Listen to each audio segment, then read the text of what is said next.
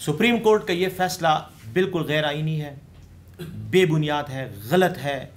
اور میں یہ سمجھتا ہوں کہ پاکستان کی آئینی تاریخ میں یہ ان چند تاریک ترین بدنام ترین فیصلوں میں سے ایک فیصلہ ہے جس کو ہمارے آنے والی قوم بھگتے گی بھی، اس کے مضمر اثرات بھی ان پر مرتب ہوں گے، اور پاکستان کا جمہوری اور آئینی نظام کا جو ڈھانچہ ہے وہ اس میں جو نقصان ہوا ہے اس فیصلے کی وجہ سے، اس کا خمیازہ بھی صرف ہمیں نہیں ہماری آئندہ نسلوں کو بھی بھگتنا پڑے گا اگر اس فیصلے کو وہ کالعدم قرار نہ دیا گیا اور اس فیصلے کو مکمل طور پر بنیاد سے ہٹا نہیں دیا۔ آپ کو پتہ ہے کہ پاکستان میں آج جتنے بھی جمہوری مسائل ہیں، جتنے بھی آئینی مسائل ہیں، یہ میری اور آپ کی وجہ سے نہیں ہے، یہ ان لوگوں کی وجہ سے ہیں جن کو ہم نے اپنے ٹیکس کے پیسوں پر اختیار دے کر، آئین بنا کر، ان کو ہم نے فیصلے کرنے کا اختیار دیا، اور جب وقت آتا ہے تو وہ ایسے فیصلے کر کے قوم کی پیٹھ میں چھرا گھومتے ہیں۔ یہ میں اتنی بڑی بات اس لیے کروں، مجھے پتہ ہے کہ شاید لوگ مجھ پر توہین عدالت کا بھی الزام لگائیں گے، مجھ پر یہ کریں گے وہ کریں گے، لیکن میں یہ برملا کہہ رہا ہوں کہ جو یہ فیصلہ ہوا یہ ہماری آئندہ آنے والی نسلوں کے لیے بھی ایک مسائل کا ایک انبار لے کر آئے گا۔ اور اس فیصلے کے اثرات کہاں سے شروع ہوتے ہیں، میں اب اس طرف جاتا ہوں۔ یہ شروع ہوتے ہیں جب 26ویں آئینی ترمیم پاس کی گئی۔ برطانیہ کا ایک جج ہے، بہت مشہور جج ہے، لارڈ ڈیننگ نے جب بہت عرصہ پہلے جب مارگریٹ تھیچر برطانیہ کی وزیر اعظم تھی تو اس نے کوئی ایک قانون پاس کیا تھا برطانیہ کی پارلیمنٹ نے، تو لارڈ ڈیننگ نے ایک فیصلے میں لکھا تھا کہ یہ جمہوریت کا نہیں بلکہ ایک الیکٹڈ ڈکٹیٹرشپ کا فیصلہ ہے، کا قانون ہے، یعنی یہ جمہوری قانون نہیں ہے جس کو کسی جمہوری طور پر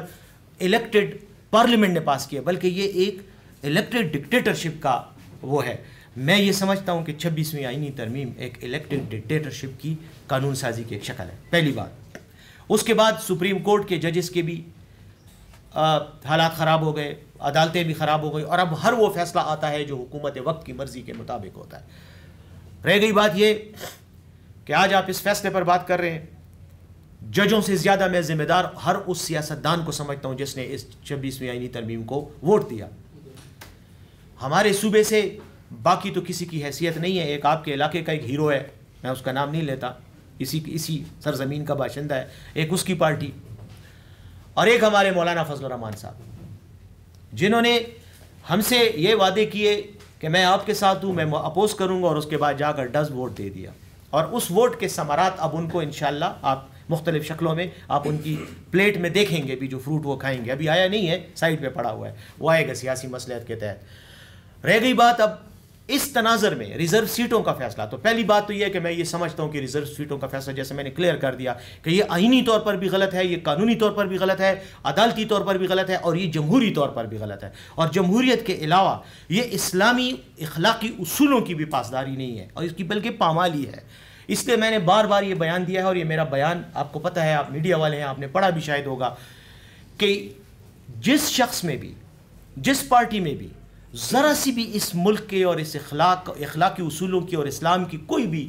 حیثیت یا اہمیت ہے، اس کو چاہیے اس پارٹی کو کہ وہ خود سے انکار کر دے یہ ناجائز سیٹیں لینے سے۔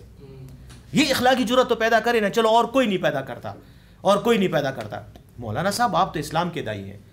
آپ تو جمعیت العلماء اسلام کے صدر ہیں اور تاحیات صدر ہیں، ساری عمر جب تک آپ کی سانسیں چل رہی ہیں آپ صدر ہی رہیں گے، اس کے چیئرمین رہیں گے، تو آپ تو یہ مثال قائم کریں، آپ تو اعلان کریں کہ میں اس میں سے کوئی ایک، یہ ایسی بات ہے کہ چوروں کا ایک گروپ جو ہے وہ ڈکیتی کرے،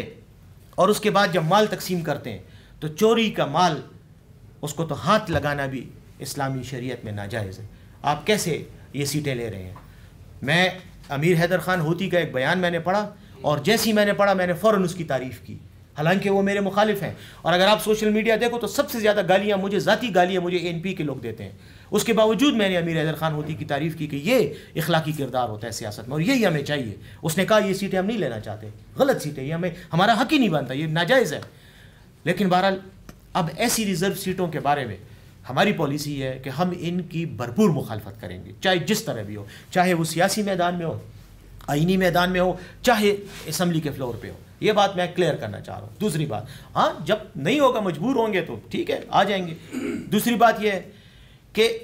54 ہو جائیں یا 56 ہو جائیں، اس کے باوجود ہمارے پاس اللہ کے فضل سے میجورٹی ہے،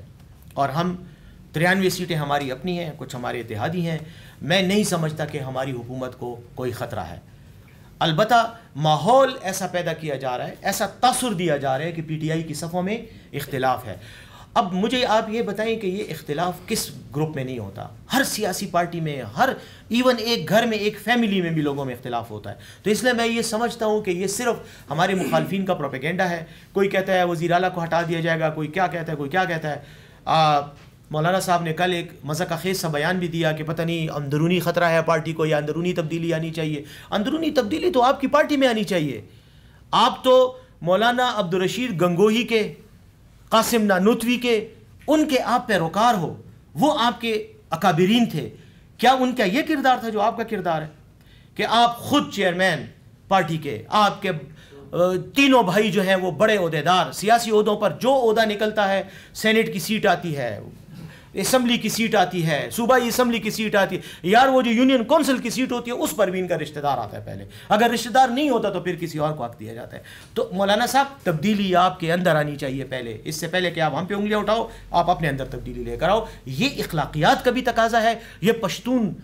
غیرت کا بھی تقاضا ہے کہ آپ پہلے اپنے آپ کو ٹھیک کرو. آپ تو اس نبی کے وارث کہتے ہو اپنے آپ کو. میں تو اس کا وارث اپنے آپ کو کہنے کا تصور بھی نہیں کر سکتا کہ وہ اتنی عظیم ہستی ہے کہ میں تو اس کے قدموں کی خاک بھی نہیں ہوں. لیکن آپ تو برملا کہتے ہو کہ میں اس کا وارث ہوں، رسول اللہ صلی اللہ علیہ وسلم کا. آپ کو پتہ ہے جب اس کے سامنے ایک بچے کو پیش کیا گیا، اس کا والد لے کر آیا کہ یہ گڑ کھاتا ہے، اس کو منع کریں، تو انہوں نے اس کے والد کو کہا اس کو 3 دن بعد میرے پاس لے کر آؤ. اور 3 دن بعد جب لایا تو انہوں نے اس بچے کو صرف اتنا ہی کہا کہ گڑ مت کھاؤ. تو والد نے پوچھا کہ یہ بات تو آپ 3 دن پہلے بھی کر سکتے تھے. انہوں نے کہا نہیں، اس وقت میں خود گڑ کھا رہا تھا، میں نے 3 دن گڑ نہیں کھایا تاکہ میرے اندر یہ کردار پیدا ہو جائے، زور پیدا ہو جائے، اخلاقی جرت پیدا ہو کہ میں اس کو منع کروں. تو تم تو اس نبی کے وارث اپنے آپ کو کہتے ہو، تم بھی چوری کی سیٹیں لے کر ہضم کر رہے ہو. اس لیے میری رائے یہ ہے کہ یہ وہ لوگ ہیں کہ جن کا کردار ہی ان کو سیاست سے آؤٹ کرتا ہے. پی ٹی آئی نے تو ان کو اللہ کے فضل سے آؤٹ کیا ہی ہوا ہے.